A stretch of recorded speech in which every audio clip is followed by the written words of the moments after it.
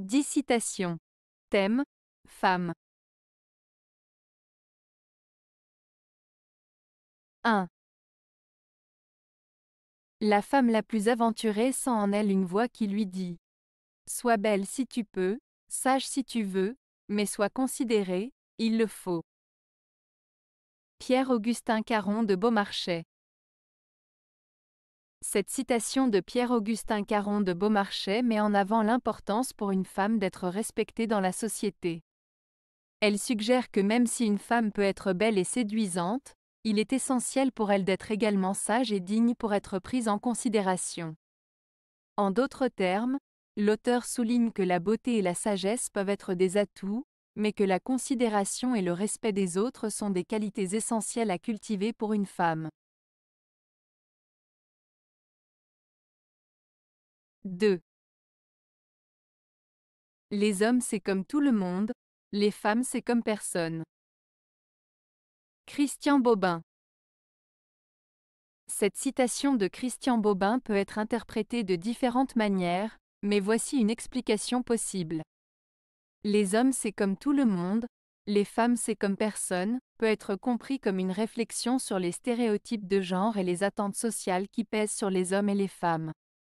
D'un côté, les hommes c'est comme tout le monde, pourrait signifier que les hommes sont souvent perçus selon des normes et des attentes communes, sans considération de leur individualité. Ils sont parfois jugés en fonction de critères préétablis et standardisés. D'un autre côté, les femmes c'est comme personne, suggère que les femmes sont souvent perçues de manière plus individuelle, avec une reconnaissance de leur singularité et de leur diversité. Elles ne sont pas toutes mises dans le même moule et sont considérées comme des individus uniques. En résumé, cette citation met en lumière les différences de traitement et de perception entre hommes et femmes, soulignant que les femmes sont souvent plus susceptibles d'être vues comme des individus à part entière, tandis que les hommes peuvent être plus facilement catégorisés selon des normes préétablies. 3.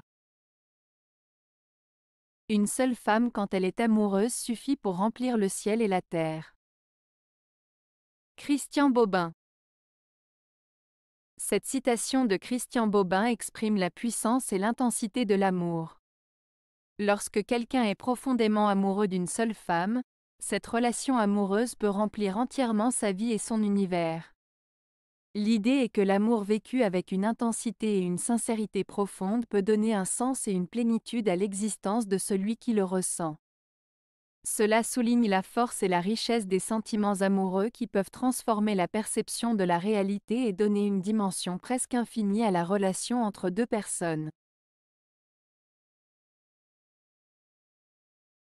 4. Il y a 3 choses que j'ai beaucoup aimées sans rien y comprendre: la musique, la peinture et les femmes. Bernard Fontenelle. Dans cette citation de Bernard Fontenelle, il exprime le fait qu'il a beaucoup apprécié la musique, la peinture et les femmes sans forcément les comprendre en profondeur.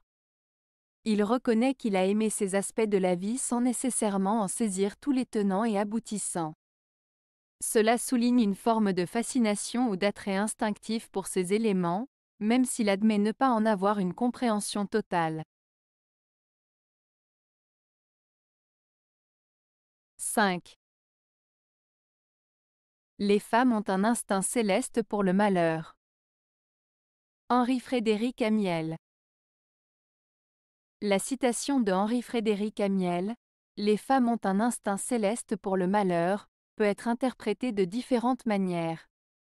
En général, cette phrase suggère que les femmes semblent parfois attirées par des situations ou des choix qui peuvent les conduire à des difficultés ou des malheurs. Il est important de noter que cette citation reflète une vision particulière de l'auteur et ne devrait pas être généralisée à toutes les femmes. Il est possible qu'Amiel exprime ici une certaine forme de préjugés ou de stéréotypes sur les femmes, et il est essentiel de prendre du recul et d'analyser cette déclaration dans son contexte historique et social.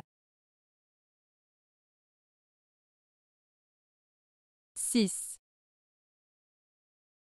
L'existence d'une très jolie femme ressemble à celle d'un lièvre, le jour de l'ouverture. Paul Morand. Cette citation de Paul Morand compare l'existence d'une très jolie femme à celle d'un lièvre le jour de l'ouverture de la chasse. En utilisant cette comparaison, l'auteur met en avant le fait que la beauté et l'attrait d'une femme peuvent attirer l'attention et susciter la convoitise, tout comme un lièvre qui devient une cible recherchée lors de l'ouverture de la chasse.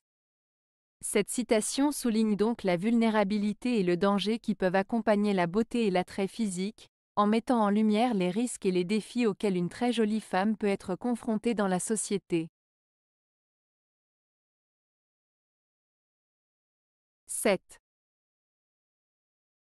Le féminin sera le dernier recours pour une profonde mutation de notre société. Pierre Rabhi.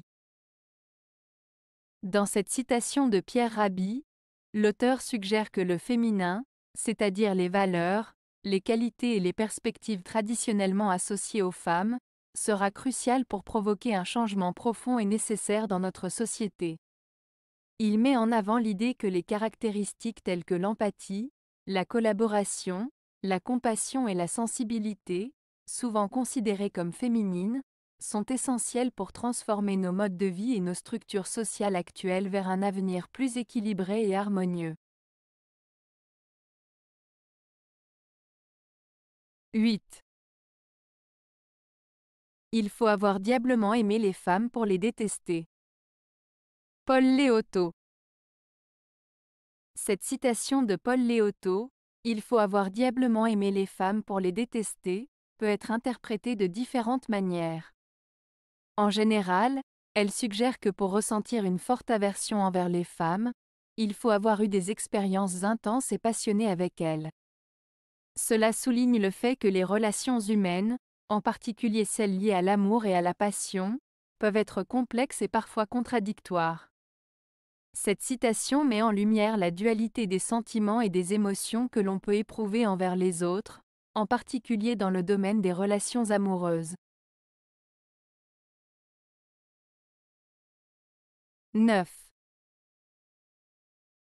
Les femmes ont toujours pitié des blessures qu'elles n'ont pas faites elles-mêmes. Jean Anouilh.